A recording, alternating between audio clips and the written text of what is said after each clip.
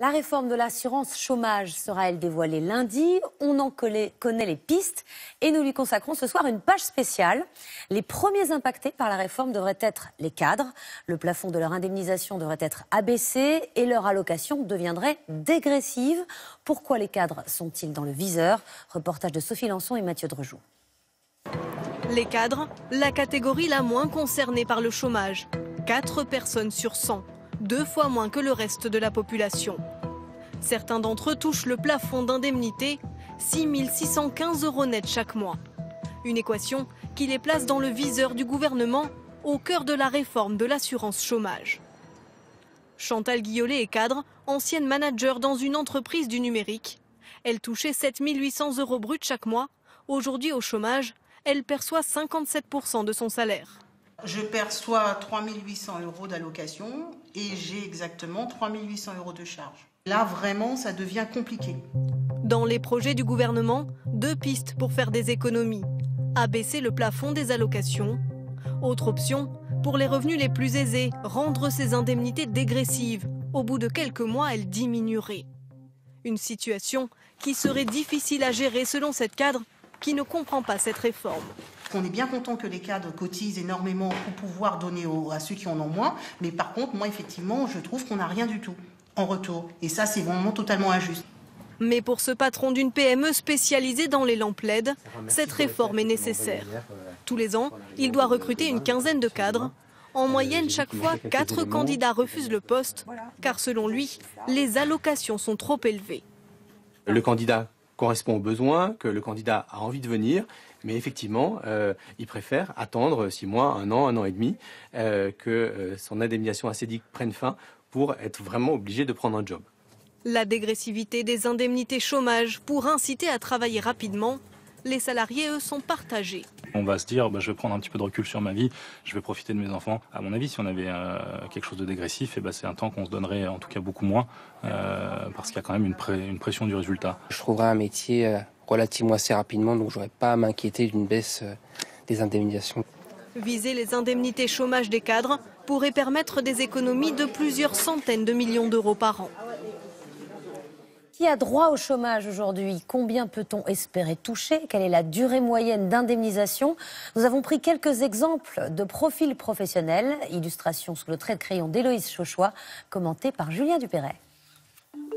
Tous les 3 ont un point commun, ils ont perdu leur travail. Paul Desnouettes a 25 ans. Il a été embauché pendant 3 mois comme serveur dans un restaurant. Il était payé au SMIC.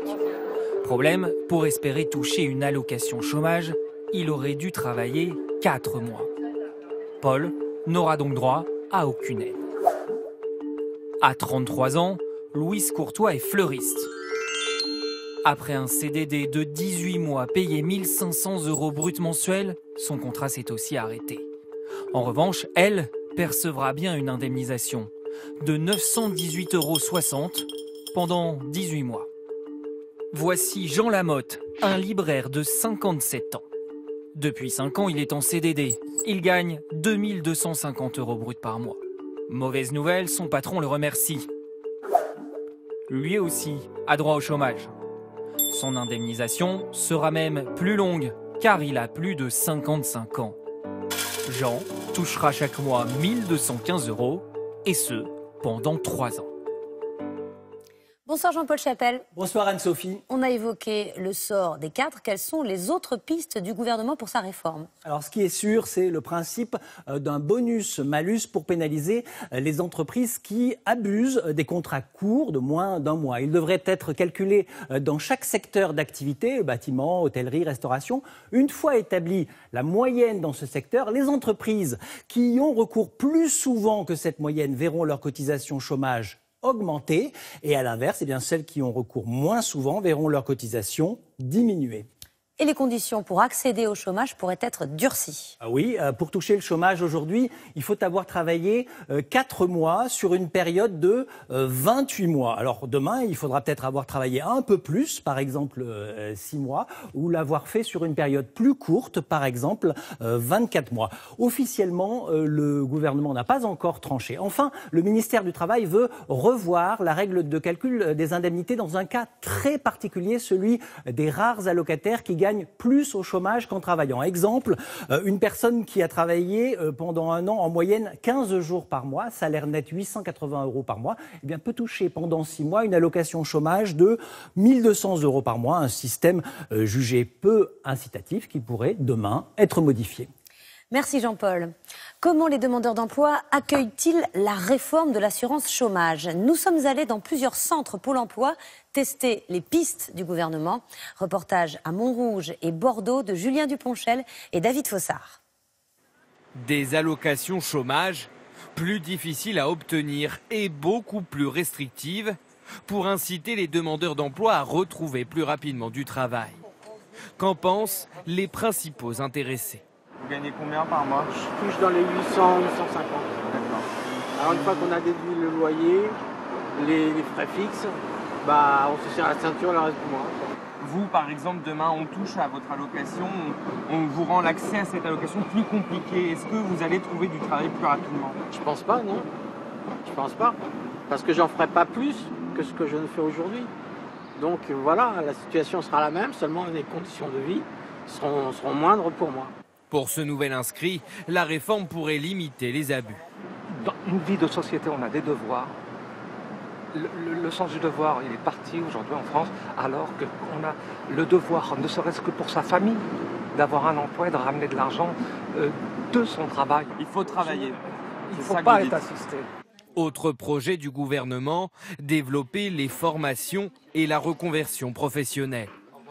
Dans ce pôle emploi près de Bordeaux, c'est le cas de cet allocataire jusqu'à présent graphiste qui souhaite devenir pilote de drone. Oui, bien sûr, oui.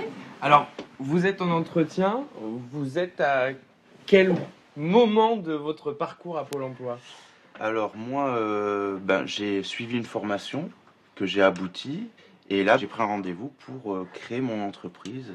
Elle est obligatoire cette prise de risque aujourd'hui sur le marché du travail actuel? Je pense que si on veut s'en sortir, c'est important de prendre des risques. Vous la remarquez, vous, cette évolution sur le marché du travail? C'est une façon de prendre le contre-pied du fait que d'avoir un CDI, c'est pratiquement mission impossible. Mais tout le monde arrive-t-il à profiter de ces formations? Sur ce terrain de sport parisien, ces chômeurs n'ont trouvé pour l'instant qu'une association pour les aider à revenir vers l'emploi. Est-ce que par rapport aux compétences que vous avez utilisées pour prendre des décisions, vous avez d'autres choses à ajouter? L'expérimentation, moi, ça m'a aidé. Ce comptable au chômage depuis 7 mois et en fin de droit est prêt à changer de métier. Vous pouvez imaginer passer d'une carrière de comptable à, par exemple, une carrière de boucher ou dans le bâtiment, des secteurs qui recrutent? Mais moi, je suis tout à fait ouvert à faire une formation. Encore faut-il trouver une formation. Et en plus, il y a aussi des questions de financement de cette formation. Qui va financer cette formation? Aujourd'hui, à Pôle emploi, on vous dit quoi quand vous émettez on me dit rien du tout. Au premier trimestre 2019, près de 6 millions de personnes étaient inscrites à Pôle emploi. Bonsoir Alexandra Ben Saïd. Bonsoir Anne-Sophie. Cette réforme est difficile, bien entendu. Quel est l'enjeu pour le gouvernement? Réduire le nombre de chômeurs, inciter à la recherche d'emploi ou faire des économies? Alors il veut faire tout ça, mais ce qui est certain, c'est que l'assurance chômage, d'abord, elle va devoir économiser entre 1 milliard et 1,3 milliard d'euros par an. C'est massif, c'est écrit dans la lettre de cadrage qui a été envoyée en septembre dernier. Donc pour l'UNEDIC, la barre est haute, comment faire? S'il faut, par exemple, travailler plus longtemps avant de pouvoir prétendre à l'allocation, Jean-Paul Chapelle en parlait, ça c'est une sérieuse baisse des droits. Alors en parallèle, on nous dit qu'il va y avoir des droits supplémentaires, nouveaux pour les démissionnaires, pour les indépendants, mais les conditions sont drastiques, Anne-Sophie, ça ne compenserait pas vraiment. Alors, le gouvernement veut aussi inciter à retrouver un emploi. Est-ce que ça veut dire que les conditions actuelles de l'assurance chômage sont un frein? C'est une petite musique qu'on entend, mais on peut se demander si les chômeurs ont vraiment besoin de cette incitation. Aujourd'hui, plus de 9 sur 10, plus de 90% d'entre eux recherchent déjà activement un travail. Ce sont des études qui nous le disent. Et le contrôle vient encore d'être renforcé. C'est pas vraiment en durcissant l'accès, les règles d'indemnisation que le chômage baissera. plus vite ou que les offres d'emploi non pourvues, par exemple, trouveront des candidats compétents. En revanche, cette réforme, elle a un intérêt important là. Elle veut s'attaquer à ceux qui, oui, optimisent, abusent des temps partiels, des contrats courts. On va regarder de très près ce bonus-malus, comment le gouvernement le calibre, parce que là, entre les chefs d'entreprise et l'exécutif, c'est un peu le premier bras de fer. Merci Alexandra. Le nombre de chômeurs a baissé depuis 4 ans. Nous sommes passés de 10,5% de la population active à 8,7%. Mais il est encore très élevé par rapport à celui des pays européens comparables. L'Allemagne, le Royaume-Uni connaissent le plein emploi. Le président Emmanuel Macron espère l'atteindre en 2025. Est-ce réaliste? Camille Dutin, Nicolas Houer. Elle fait partie des rares régions françaises à avoir atteint le plein emploi, la Mayenne. Dans cette entreprise de fabrication de pièces automobiles, la plupart des ouvriers n'ont mis que quelques jours à décrocher leur contrat. J'ai déposé mon CV le samedi sur un site internet et le lundi, j'avais déjà des offres. J'avais 3 offres le lundi et 2 offres le mardi. Avec un taux de chômage à 5,5% dans la région, le directeur a même du mal à recruter. On a des monteurs, des soudeurs. Voilà, donc c'est ce type de métier qu'on a besoin. Donc on a besoin environ d'une dizaine de personnes encore actuellement. On fait des heures supplémentaires, on travaille le samedi pour compenser ce manque aussi de personnel. Alors un taux de chômage autour de 5%, soit le plein emploi, est-il réalisable partout en France? Pour arriver à cet objectif, il faudrait créer entre 250 000 et 300 000 postes par an, notamment dans le numérique, les emplois verts ou encore les services.